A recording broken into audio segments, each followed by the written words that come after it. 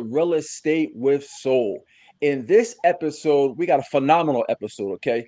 We're going to be covering what is covered in your homeowner's insurance and also how to get the lowest premium. Now, I'm a real estate expert. I help people buy and sell homes all day, but I'm not an expert in the insurance world.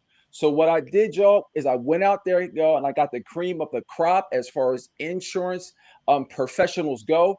He's actually an owner of his own agency, Goosehead Insurance. So today, guys, I got Joshua Short, Josh for short, um, on the line with us, man. How you doing, Josh? Good morning, Khalid. I'm good. How you doing, brother? Thanks for the I'm invite. I'm doing glad to good. be I'm here. doing good, man. Man, during our process, when I'm helping people buy and sell homes, a lot of times homeowners insurance is kind of a pain in the butt. It's just something that we got to kind of get in order to get to the next step. And I Right. know a lot of people don't look at homeowners policies until they actually need it.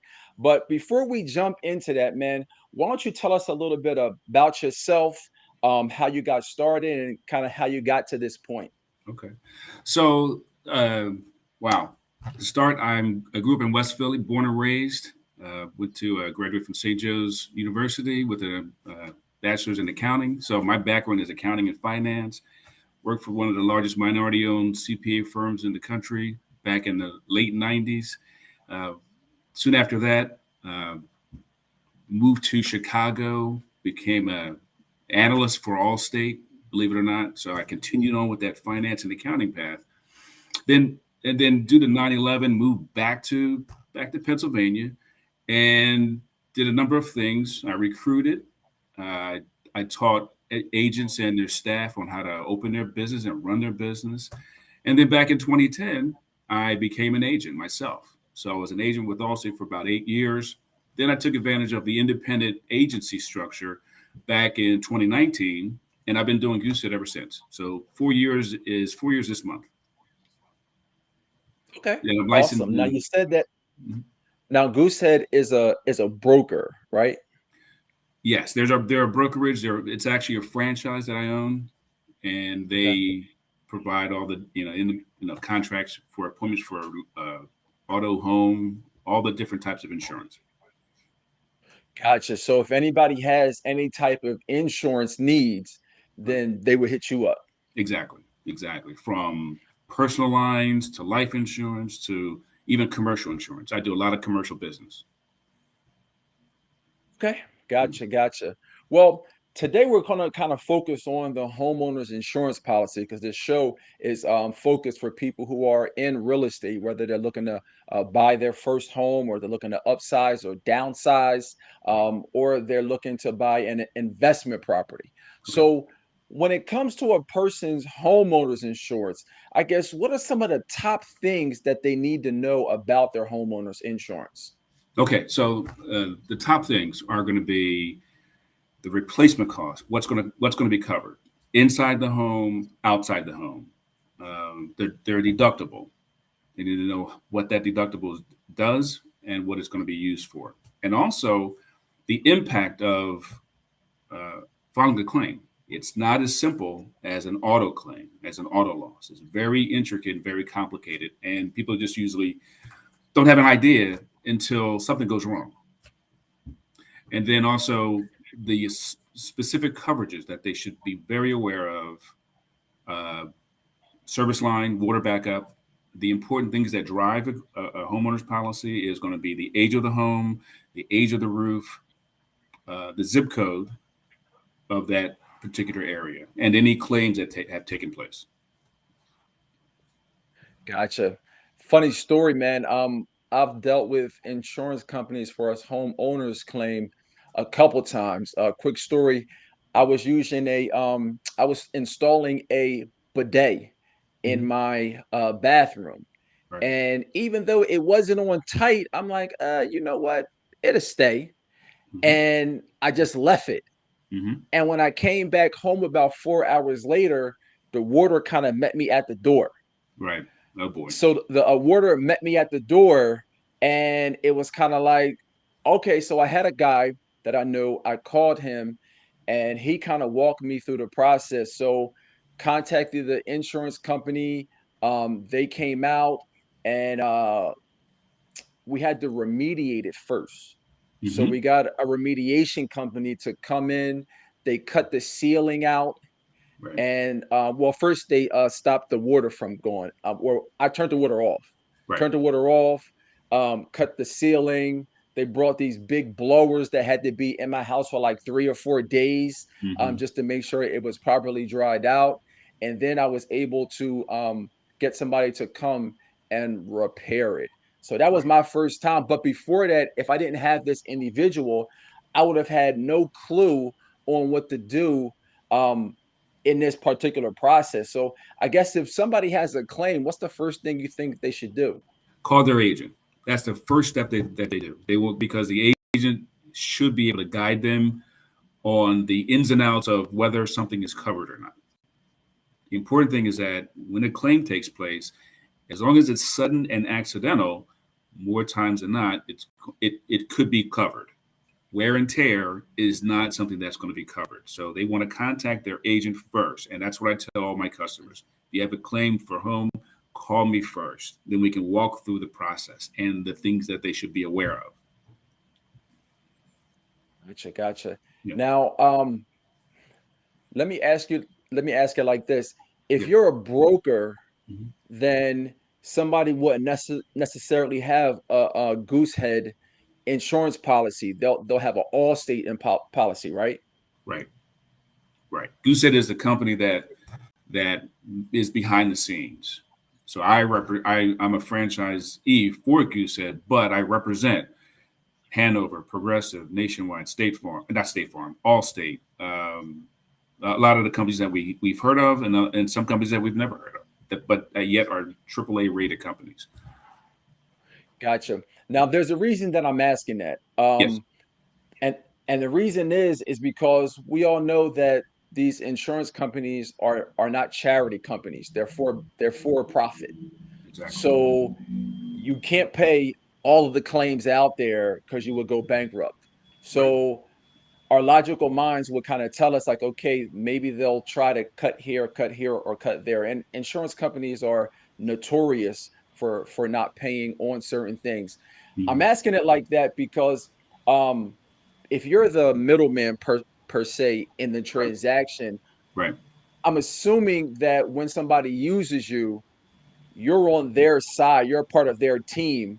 So when you're dealing with a Progressive Right. or a Allstate or one of these third party companies, Right. you'll be guiding them on what they need to do, which would actually be an asset to them versus Yes. going straight through Progressive or Allstate. Yes. Is that off? Is that true? Or No, that is exactly correct. When somebody connects with me and I write that policy, I am their agent. Even though I represent all these other different carriers, I am their agent. Whether they go with Travelers through me or whether they go with Allstate through me, I am the first point of contact. Whether that's an auto policy, a home policy, or an investment property policy, I am the first point of Mhm. contact, and then I direct them to take the next steps, whether that's calling the insurance company directly or having to make the decision to do something as an alternative to filing a claim. Okay. And I Yeah. just want to make that clear Right. so that if somebody, because I'll be totally honest, what I usually tell individuals that I'm Hmm. assisting in getting and buying a home is I say, okay, well, just kind of go through whoever you have your car insurance with. I Right. usually tell them to call that person up and get that bundled discount, Hmm. and kind of move from there.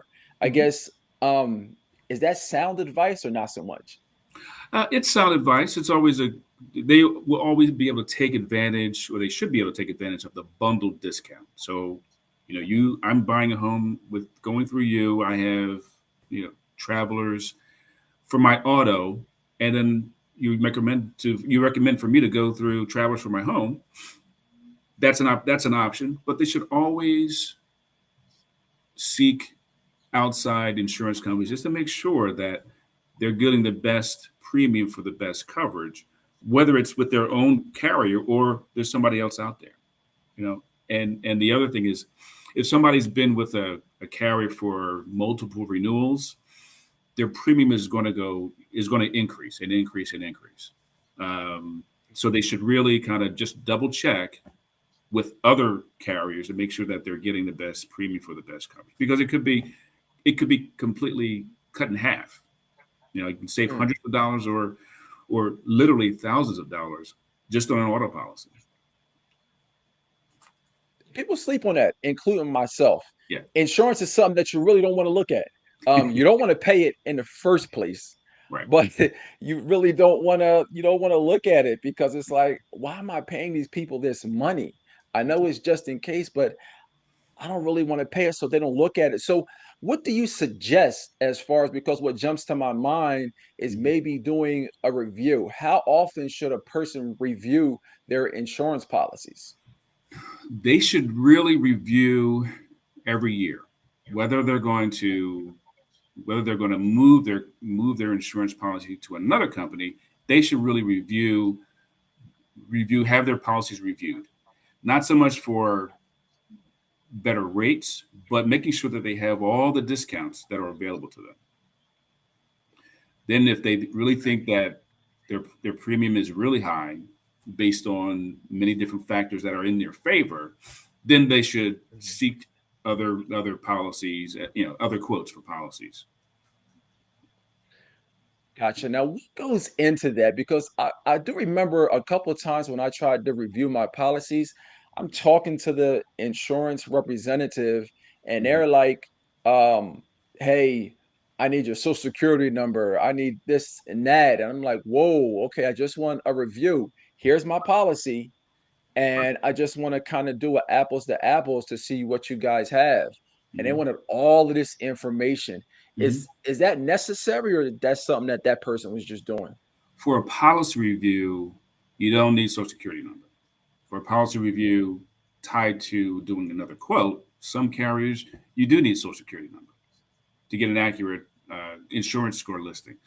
But as far as policy reviews go, simple questions.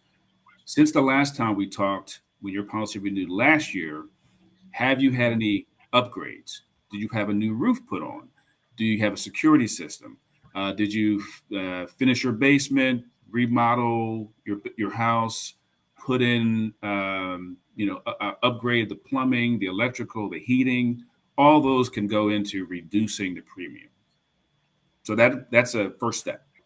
If none of those are yeses or you have anything to update, then the step could be, hey, do you want me to take a look at other carriers to run quotes so that you can see what we have to offer you, and that way you're comparing. Then you're comparing apples to apples, followed by providing a deck page so I can see the coverages that you have, and that really should be the first step. Hey, Khalid, send me your deck page so I can see what you have and who you have. You may not know that in the next 6 months to a year that this particular company is going to raise their rates Hmm. 10%, 5%, 15, 20%. And the other part is in that review, have you had any losses? Have you had claims that you filed in the last 12 months? Because if you have, the suggestion is maybe you want to stay with this particular company for the next 3 years if you file a new claim, or the third anniversary of when that claim took place, then that claim will fall off and your surcharge will go away. That's a Okay, very so that is a thing. That's one thing that I wanted to ask you as far as when you file a claim, yes. does that automatically raise your premium? It doesn't necessarily automatically raise it. When I've talked to many different claims reps, they use the terminology. It could be. It could increase your rates. So what things that could increase your rates would be the threshold in which the insurance companies pay out. I think Hmm. now the threshold is about $1,700. So if a claim is over $1,700, the likelihood of you receiving a surcharge that will last for 3 years could take place. So you get the surcharge, but then you also lose a claim-free discount for not having a claim. You lose that. So the surcharge, the rate increase could be, wow, I've seen rate increases that could go from 20 to 30% that last 3 years. Wow. That's why it's important for policy owners to contact their insurance agent first before they want to decide to file a claim. Okay. Well, I mean, they need an insurance agent first, Right. because a lot of people are just going straight through the company. Hmm. And I know the answer to this, but if I do get no, a progressive policy, me Right. going through you doesn't cost me anything extra, correct? No, not at all. No, as far as the claim goes, Okay. no, not at all.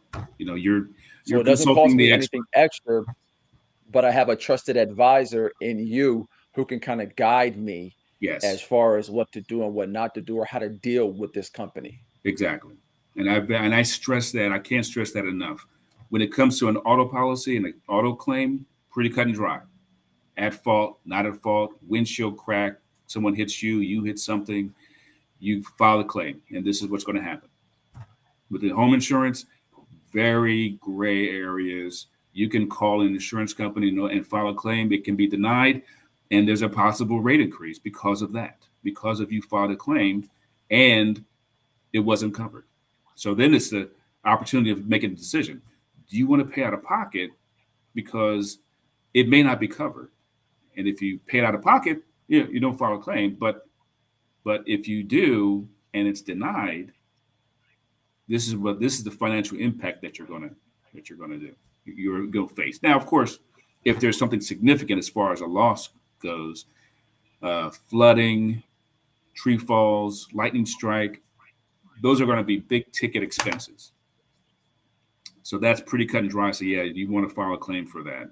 But then there's those losses that take place that may not have significant impact, financial impact, but the worst financial impact could be this total complete surcharge that's going to last on your policy for 3 years. Wow.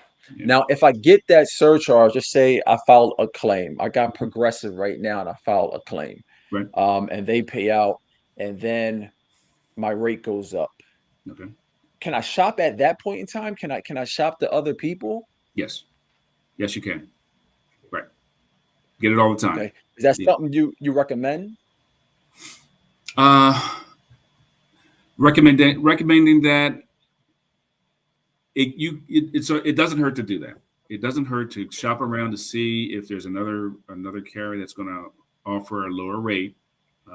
But that surcharge will follow will Mm, follow you to the next insurance company.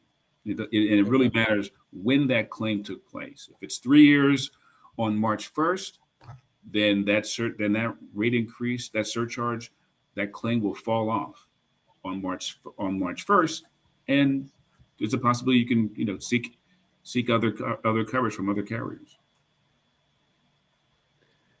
Now, when you even if the say claim is that, that takes my mind Mhm. to what if I have my personal residence and I file a claim. Right. Now I'm going to get an investment property and I Mhm. put that investment property in my LLC.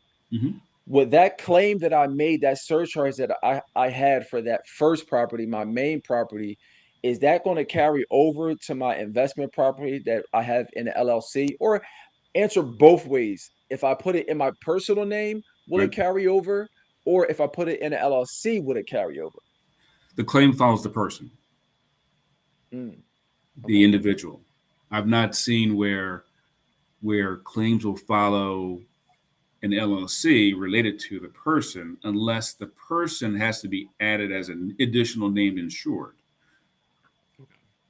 Right. So, and some companies will do insurance policies exclusively in an LLC name, where the individual is not attached to it. Yeah. And do those policies, well, That's a stupid question because the non-owner occupied policies are relatively higher than owner occupied. Is that correct? No, well, not necessarily. Um, Okay. the landlord policies or vacant property policies are the dwelling policies, and they're basically covering the structure, but not personal property. Okay. And they're also covering fair rental value, meaning I own an investment property. Something happens, I have to file a claim. That means that the tenant is not paying rent. The insurance company related to the claim will pay loss of rent for 12 months while I that didn't know property that. is being repaired. Okay. Yeah. And then as far as a homeowner's policy, that's going to cover everything similar to a dwelling policy, with an addition Mhm. to other structures as well as personal property. Okay. Gotcha. Gotcha. I did not know that. I don't know how Mhm. many people know that um, some insurance carriers have uh, some insurance or landlord policies have stipulations where if your tenant doesn't pay, that is that like a rider or is that usually standard in a landlord policy? It's not that it's when there's a claim that needs to be filed. Okay. Okay. Right. When the claim needs to be filed, So the tenant's not going to be occupying that property. It's going to be under the process of being repaired or rehabbed. That's where it kicks in the fair rental value because of a claim that took place. okay, not just they're not paying. Right. Exactly. Yeah. Yeah. Right. Okay. Yeah. I think I had that mixed up. Okay. So let me ask you now, I'm a first time home buyer. Okay. I'm buying a home and they're telling me that I got to get homeowners insurance. What do you feel like the best way to go about this is? On the so the prospects should always get several options, um, Several quotes. several quotes. My opinion: the independent broker is going to provide the best options. They could provide Okay. seven different options, or they can Mhm. provide two or one, depending on uh, the age of the home, the age of the roof, the zip code, and any claims that took place from that buyer, whether it was whether they were renting or yeah, whether they were renting if it's a first time home buyer. Okay. So what you're saying is that I'm a first time home buyer. I'm going through the process. Hmm. I really need to talk to a broker because the broker is going to let me know as far as okay, if you just add this on. I guess when you look at their entire situation, like Yes. okay, you have your auto policy at Geico. Right. Okay, so you got your auto policy at Geico. So if you get your homeowners through Geico too, okay, it's going to be X amount. But if you go over to Progressive and Mhm. get both of those, it's going to be X amount. Exactly. It could be the same. It could be lower. It could be the auto going from one company to another company could be higher, but the homeowners is way lower. Okay, For me, I gotcha, can gotcha. Okay, somebody can be with Geico and they can have a homeowners with me through Progressive, and they're paying what they want to pay for auto, but they're paying a lower premium for homeowners through Progressive or any other carriers that will offer a quote. okay, So they have the options, okay. right? No, Yeah. that makes perfect sense. For all my clients out there, for now on, I'm not going to tell you just to go with your auto policy. I'm Hmm. definitely going to give you Josh's name and have you speak to him. And I just want to kind of harp on the fact of being a broker that you don't have any skin in the game, whether you're picking this person, this company, or this company. So Hmm. you're going to kind of look for the best option for that person that's looking to get an insurance policy, right? Exactly, exactly. It's not about how much this company pays in commission or that company pays in commission. It's my focus is on the customer itself, hands down, and finding the best product for them. Gotcha, gotcha. Now let's talk about deductible. Okay. What are your thoughts on it? Should I have on a homeowner's policy? I'm looking at the high deductibles, Hmm. and that's the cheapest one. Why Hmm. shouldn't I just go with that one? That's a matter of what I do is I. That's a matter of choice for a customer. My I always suggest $1,000 deductible, $1,500 deductible, and then the option is to increase your deductible to lower your Mhm, payment, you lower your premium, um, and they can, and that's very important because somebody can afford to absorb a higher deductible, but then other people they can't. They're on a right. tight budget and they can't do it. Uh, the Mhm, important thing to remember about a deductible on a homeowner's policy or a property policy, just in general, is that I have a total loss last night. It's going to cost 100,000, let's say $300,000 to rebuild the home. My mhm, deductible is $10,000 because I wanted to choose a high deductible. I'll get the insurance company will suggest that an adjuster go out and do the assessment. They'll even provide a list of names. Of course, the customer can choose whomever they want if they know somebody that can do the work. mhm. The insurance company is going to cut a check for the cost to rebuild that home minus the deductible. Okay. For an auto policy, when you go to get your car done fixed, take it to a body shop, you have to come out of your pocket to write a check for the deductible that you're responsible for. For homeowners, it's different. The insurance company deducts that deductible automatically, so you don't have to come out of your pocket for $1,000, $5,000, $10,000. A lot of people don't know that, and they're just amazed at how that can just change their mind as far as keeping their deductible at $1,000 or even going up to 1,500 or leaving it there, or even changing or even increasing it to $5,000 or $10,000. Okay. Say that for me one more time. So I Yeah. thought what I understood was that when you have for, I mean, not to put my business out there, but my car just got stolen. Got Okay. stolen maybe like 2 or 3 weeks ago. Right. Um, So I called the insurance company, let them know, and my deductible was 500. Now I Mm-hmm. got it back, um, and they didn't do any damage to it, really.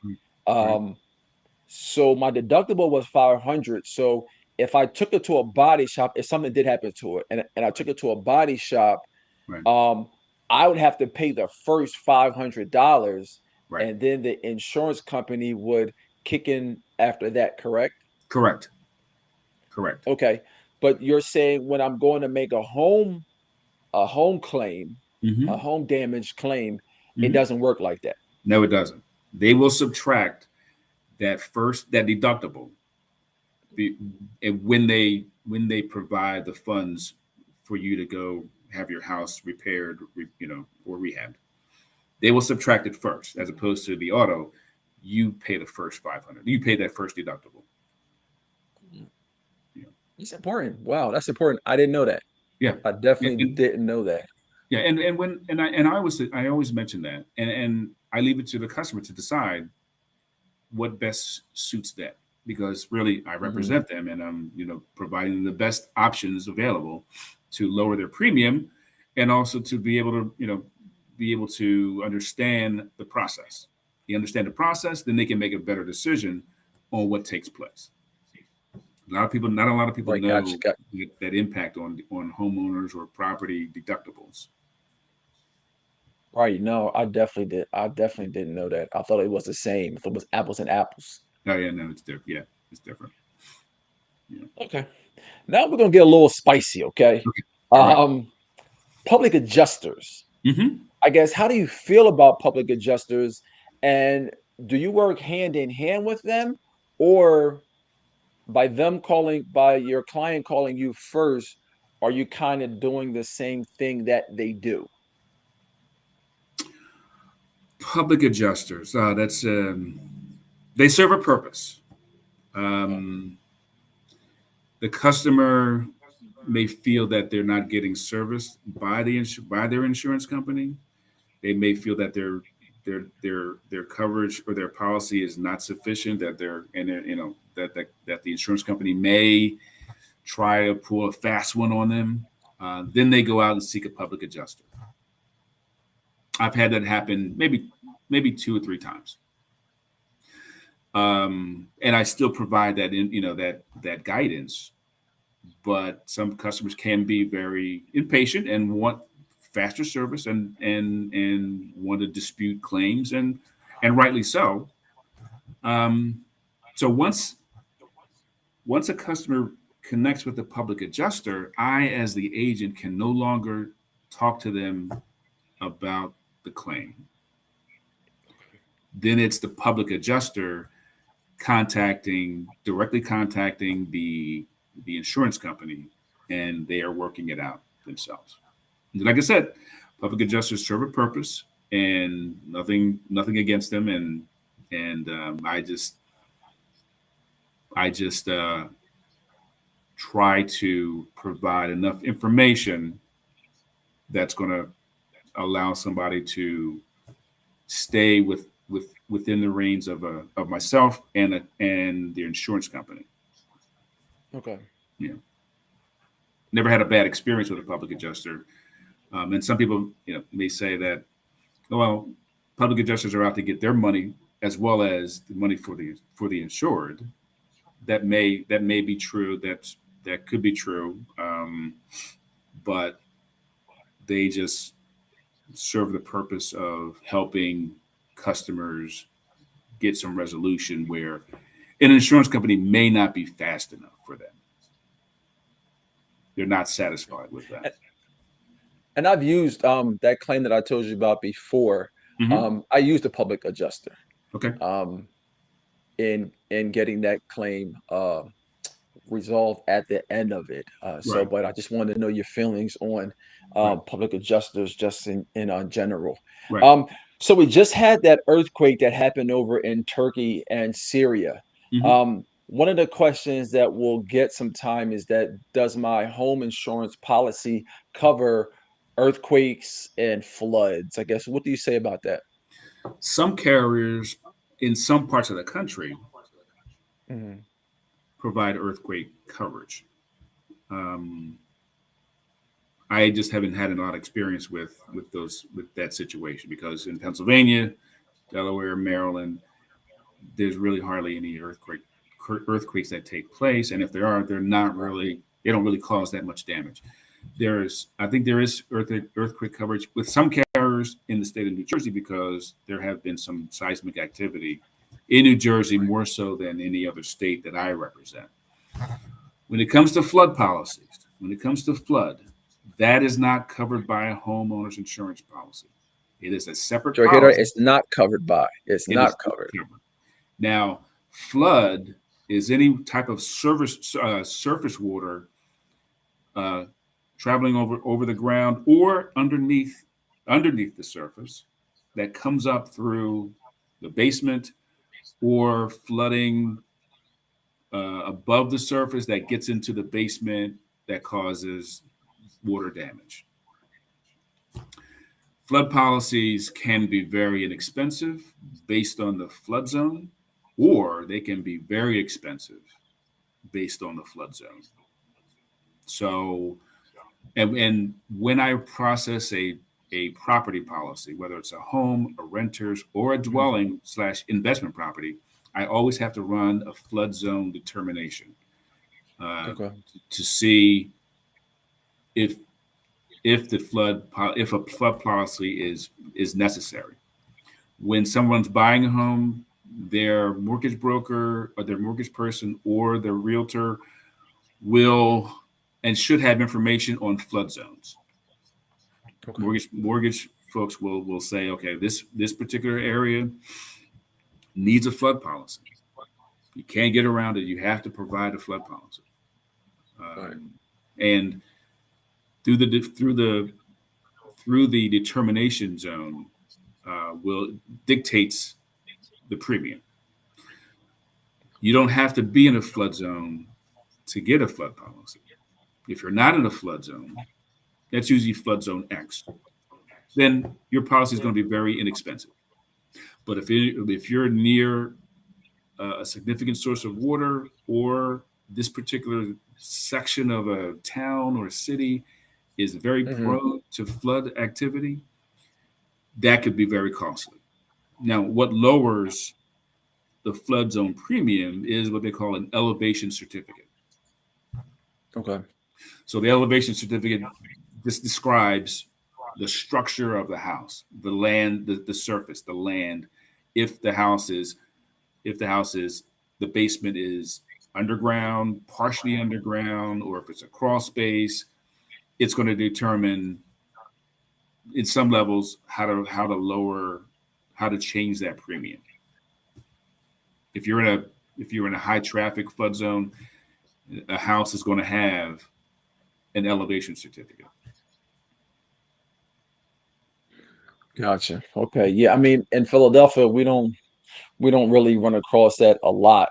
Right. Um, as Right. far as flood zones and like you said, earthquakes either. Exactly. But I know in Jersey they deal definitely with floods on the shoreline. Um, Right. but like you said, earthquakes also. So Hmm. after a claim, is it that the insurance company brings in their own repair individuals, or can I pick them? And if I pick them, can I get my uncle who does repairs, or do I have to get somebody that's licensed? You have to get somebody that's licensed. You can bring in Okay. you can bring in your own person, but under the insurance process, it has to be a licensed contractor. Um, Okay. Has to be and a if it's licensed contract. So right, go ahead. I'm right, sorry. yeah. And I know that probably somebody doesn't really want to do that, and they want to lower the cost. Right. But if something goes wrong, then that's the next level step of where any supplemental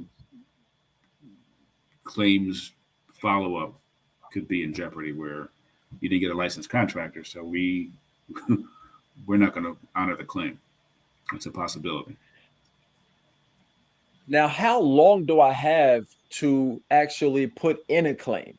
Hmm. Because let's just say that something happened at my house Hmm. and or maybe it happened last year.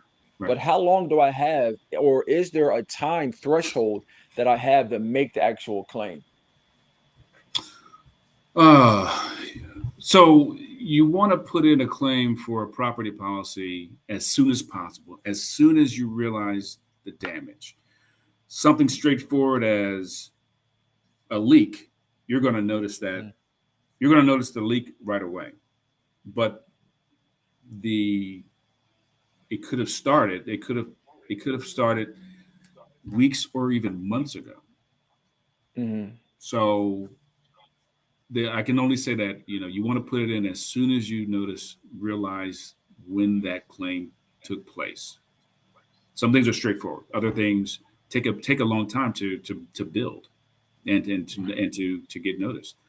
Example is I had a insured who had some roof issues, and the water leaked through the roof, through the shingles, and the water can actually just come through the roof and stay in the attic.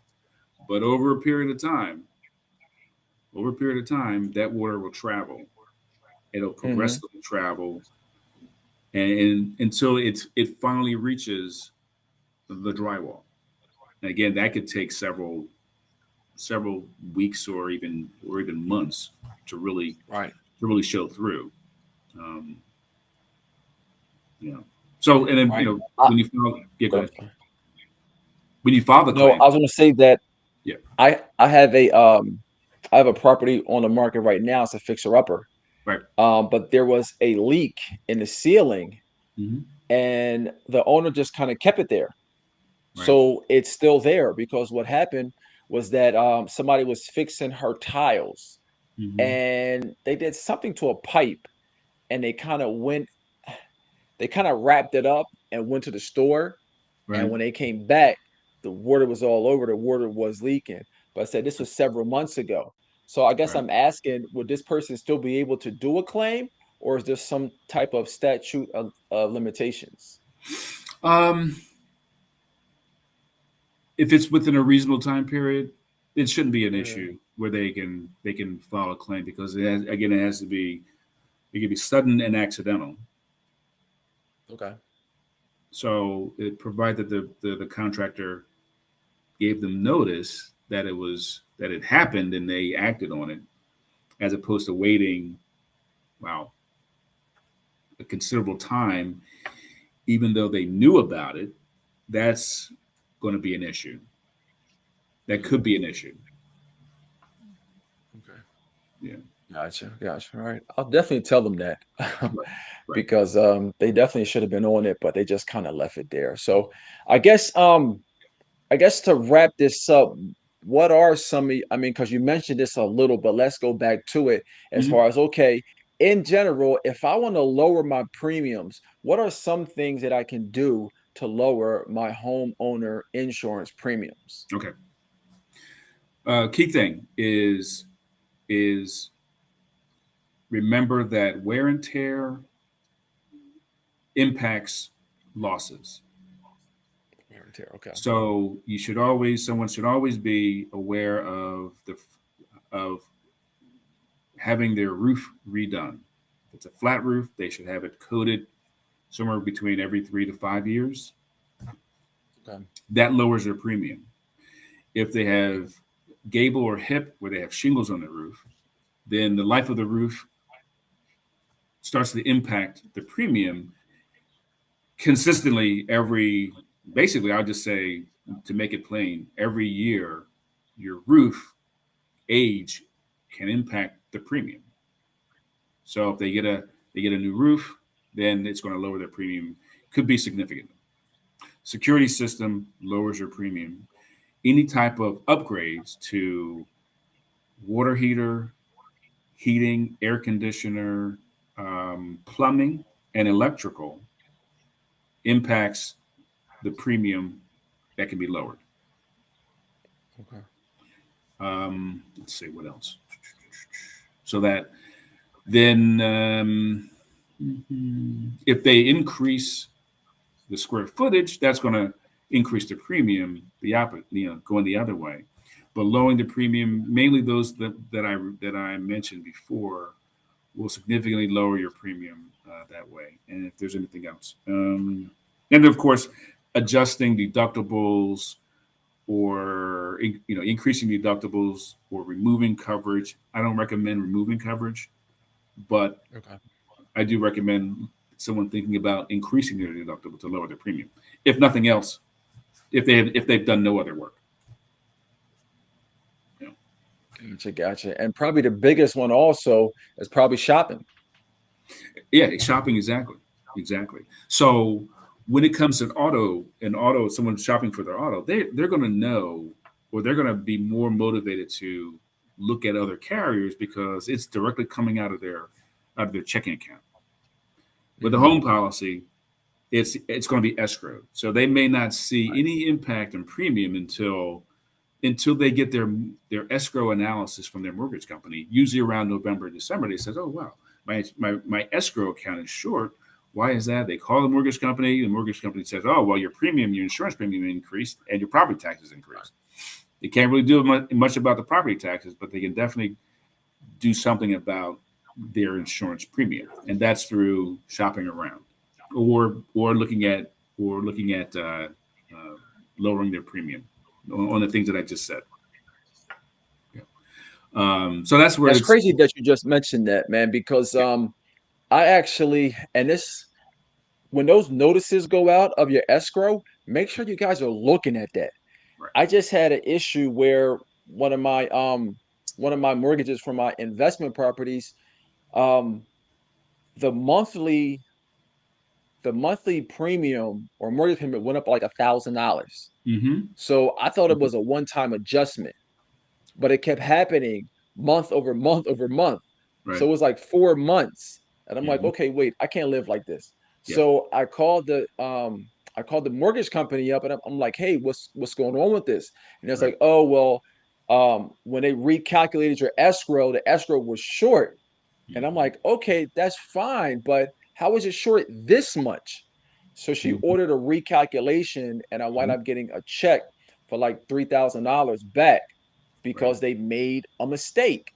Yeah. And the thing about it is, if I didn't call them or be proactive in it, I would still be getting paid or getting charged $1,000 more Hmm. than what should have actually been being taken out.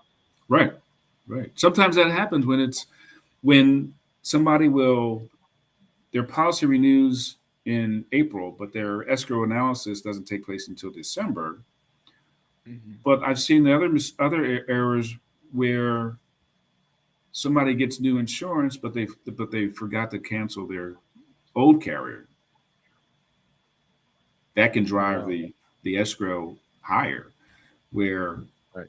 I know I can't speak to what the error was with yours, but sometimes stuff happens like that. Unfortunately, I want to try to avoid that. Now with homeowners and property policies, different renewal periods. It's always the 12-month. Um, the renewal, the upcoming renewal date, the documents, the policy documents will take place probably 45 days prior. So if anybody's renewing on April 1st, as an example, they're going to get their renewal documents probably 45 days prior, which will probably be mid February around this time. Mhm. And that's when they should compare what they paid last year and what they're going to be paying next year, because they're not going to feel that impact until November, December, when they get that escrow analysis. Mhm. Gotcha, gotcha. Okay. Well, listen, I hope you guys learned a lot from Josh. I think what we're taking away from here is probably everybody who's looking at this needs to contact Josh. He has his email right there on his Mhm. name tag. Um, where else can they contact you if somebody's out there looking for you? They can my phone number, my business cell is 610-425-8080. Then I'm on Facebook. I have a personal Facebook page, and I also have a business Facebook page. The business Facebook page is Goosehead Insurance dash Josh Short. They can Google me, and I'm in Google all over the place. And Instagram, my personal is jshort518, but I also have a Goosehead Facebook page that they can find. Goosehead underscore, I think it's J.E. Short or Josh Short, something like that. But they can, if they Google Josh Short, then they'll find it. And I'm also on TikTok as a personal. Nothing business related on my TikTok, but they can reach me anyway. Anyhow, I'm always available. Gotcha. Well, listen, I think all you guys should contact Josh, get a review. If you like me, who've never had an insurance review, even though I got a bunch of policies, definitely reach out to him. Free consultation. He'll let you know if you're good where you at, or he'll offer you better solutions and better policies. So this is Khalid Nathan Aleem, the real estate boy. Thanks for staying with us here at Real Estate with Soul. And we'll see you next week.